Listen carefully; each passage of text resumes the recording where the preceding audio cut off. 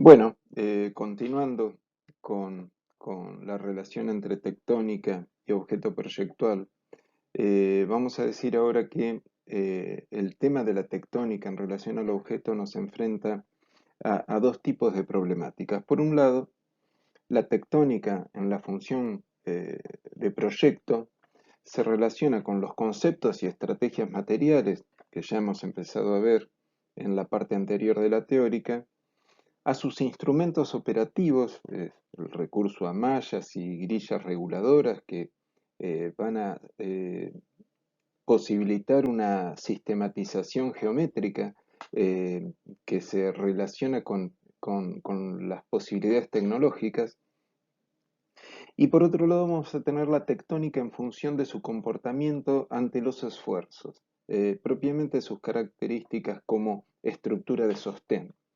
Y en ese sentido vamos a describir elementos y sistemas de la estructura resistente. Vemos en la figura, en la imagen, el Sainsbury Central Norwich, obra de Foster Association del año 1977, donde se aprecia el orden espacial que impone la estructura cubierta por láminas de aluminio, tanto en su función de resistencia a las solicitaciones y a las exigencias medioambientales, como en su función comunicativa de la voluntad tecnológica de su contexto sociocultural.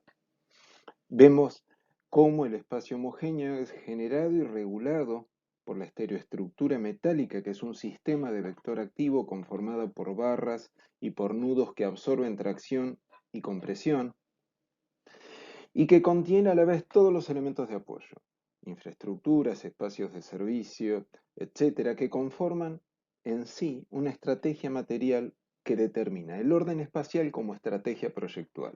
Esto es, como diálogo entre el objeto y el sistema contextual, los objetos, las prácticas y el medio ambiente. Bueno, avanzando un poco más desde el enfoque de la tectónica en relación a la estrategia proyectual, vamos a mencionar, como ya habíamos visto en la primera teórica, a la tectónica como contingente espacial. Esto es que el proyecto queda definido por factores que son ajenos a la estructura resistente, que la estructura es independiente de la obra de fábrica, del mampuesto, del ladrillo que conforma el cerramiento del proyecto, que la configuración es eminentemente tectónica, es decir, que prevalecen las partes sobre el todo, hay una idea de componentes que se suman a la totalidad, que la estructura se limita a cumplir su función de resistencia y estabilidad, no determina la espacialidad. Podemos apreciar en la figura el Museo de Cultura Occidental, que es una obra de Corbusier del año 58 en Tokio, donde podemos ver que el proyecto queda definido por el recorrido, por la promenade, por el paseo arquitectónico. El paseo dentro de la caja cerrada solo está iluminado cenitalmente a través de lucernarios lineales o puntuales, y que en sí hasta contradicen o en todo caso dialogan con la lógica estructural. Eh, Puede verse en la figura la tectónica del envolvente del perímetro de mampostería sobre pilotes y una viga perimetral eh, que, se, que se notan diferentes, se enfatiza la diferencia entre estructura y cerramiento. Y podemos ver arriba el lucernario que ilumina el ámbito central del museo y que hasta contradice la grilla estructural de sostén del edificio. Continuando entonces con esta relación entre tectónica y estrategia, vamos a ver ahora la tectónica como determinante espacial. En este caso, los requisitos estructurales determinan el proyecto. La estructura contiene a la obra. La configuración ahora es eminentemente estereotónica. Entonces, el protagonista es el todo sobre las partes. Y la estructura cumple la función significativa del proyecto. Podemos ver en la imagen el Crown Hall en el IIT de Chicago, obra de Mies van der Rohe del año 1952, donde se aprecia una obra de carácter estereotómico. Recordando lo afirmado por el profesor Piñón en su obra del año 2009, vemos que el detalle constructivo se convierte en el núcleo sistemático del proyecto. Vemos cómo en el corte, en la figura menor en amarillo, se puede apreciar la lógica proyectual. Vemos la cercha en vista de dimensiones monumentales y que sostiene toda la envolvente. Tanto la cubierta, desde la estructura principal de perfiles soldados colgados a las cerchas, y el plano continuo del cielo raso que contiene las infraestructuras, las instalaciones, los servicios, y las carpinterías perimetrales tomadas a la cenefa perimetral del edificio.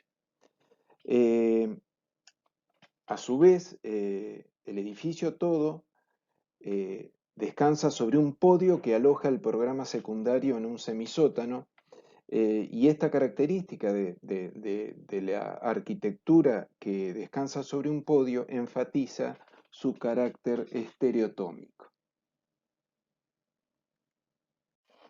Continuamos ahora con la tectónica como manipulación visual.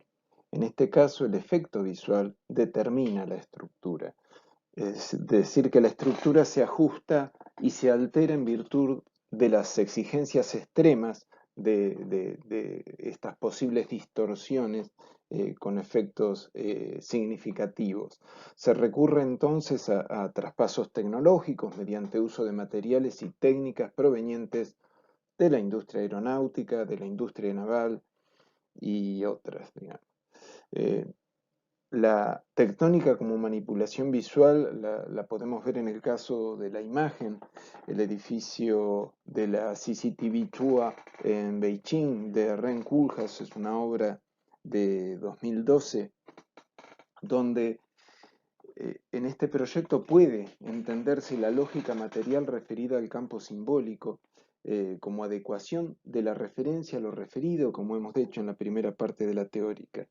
Aquí la distorsión estructural pretende simbolizar la actividad comercial de interconectividad, de interconexión del propietario del edificio. Bueno, veamos ahora la tectónica como convergente ontológico. En este caso, la estructura adopta un papel relevante en la configuración espacial del proyecto. El proyecto se define mediante la convergencia entre lo arquitectónico y lo material. La estructura se articula con la obra de fábrica, la configuración es eminentemente tectónica y la estructura cumple su función de resistencia, estabilidad, pero la lleva a un plano significativo. Si nosotros vemos acá en la figura la imagen del Kimmel Arts Museum en Fort Worth, en Texas, es una obra de Kahn del año 66, podemos verificar en la obra su verosimilitud material, en el sentido de autenticidad que nos estaba diciendo el profesor Piñón en su obra del año 2009. De la lógica proyectual de Kant. La lógica proyectual de Kant tiene entonces verosimilitud material, es creíble. Kant decía que debemos habitar la estructura en el sentido de integrarla a lo proyectual. Y podemos ver en el corte que en este proyecto las aparentes bóvedas que se constituyen como el elemento regulador del proyecto, vemos abajo a la izquierda una volumetría, una maqueta del museo donde pueden verse estos aparentes cañones corridos que corren longitudinalmente a la planta, y que es un elemento regulador del proyecto, y en realidad son pares de vigas de perfil curvo, son cicloides que trabajan como un conjunto, ¿no? Cada par de vigas cicloides conforman una caja rígida que absorben luces importantes, como de 40 metros. Y el hecho de no ser bóvedas, no ser cañones corridos, posibilita generar una lucarna longitudinal que provee de luz cenital a los ambientes, que es una solución fundamental para el uso museístico, a través de esas lucernas corridas a lo largo de las crujías transversales a las plantas. Bueno, la combinación rigurosa, por otro lado, entre el hormigón estructural y la piel muraria terminada en travertino acentúa la articulación tectónica del objeto, lo que nos recuerda de algún modo, aunque desde una materialidad muy diferente, el salón de audiencias del Sinatzalo de Alta del año 52 que vimos en la primera parte de la teoría. Es así que la estrategia material opera como un convergente de la lógica tectónica y espacial en una poética, en un instrumento de generación de sentido, un sentido de verdad ontológica en los términos que nos decía Frampton y Heidegger, de relación entre el objeto y el ser como manifestación del tiempo social. Bueno, por último, vamos a ver la tectónica como eh, una especie de objetividad postmedia, aunque este término es aún un ensayo, ¿no? En este caso, se aprovechan las preexistencias, tanto las ambientales como las culturales, en ese término stay simple, mantenerse simple, no complicado. Eh, por otro lado, la materialidad es llevada a su mínima expresión solo lo suficiente como para controlar el clima, sostenerse e iluminar. Se introducen materiales y técnicas novedosas, muchas veces no usadas comúnmente en la construcción arquitectónica, sino más provenientes de lo industrial o de la industria agraria. Se introducen técnicas novedosas, se favorece la intervención del usuario para la reinterpretación espacial, para nuevos usos que quizás aún no conocemos. Vemos en la figura del centro de exposiciones de Fag Nord Pas du Calais en Dunkerque, obra de la Catoni Basal del año 2012, la materialidad acá se dirige a lograr flexibilidad, sencillez, eficacia y economía. El interés por los espacios está enfocado en el umbral como una interfaz, como pieles superpuestas que conforman el espacio de transformación y de intercambio. El reuso, en este caso de la nave existente, eh, a la cual nos adaptamos, nos colgamos y nos integramos, por un lado, y del control ambiental, estos usos de recursos de la industria agrícola, como es el plástico de uso de invernaderos, utilizado como cerramiento para eh, controlar el clima, la flexibilidad espacial en términos del uso, esto es regresar al sistema de los objetos, de las prácticas y del medio ambiente en el sentido que nos decía Frampton relacionándose con Heidegger, nos lleva a reflexionar sobre la materialidad en el tiempo, en nuestro tiempo, referirnos al tiempo de lo político social, esto es, ¿qué es lo adecuado, qué es lo necesario en este momento social? Acá podemos ver la dimensión ética de la tectónica que ya nos mencionaba Muñoz Miranda en su obra de 2011, como adaptación al contexto del sistema político social y de lo ambiental, en términos entonces de eficacia, una ética en base a lo eficaz.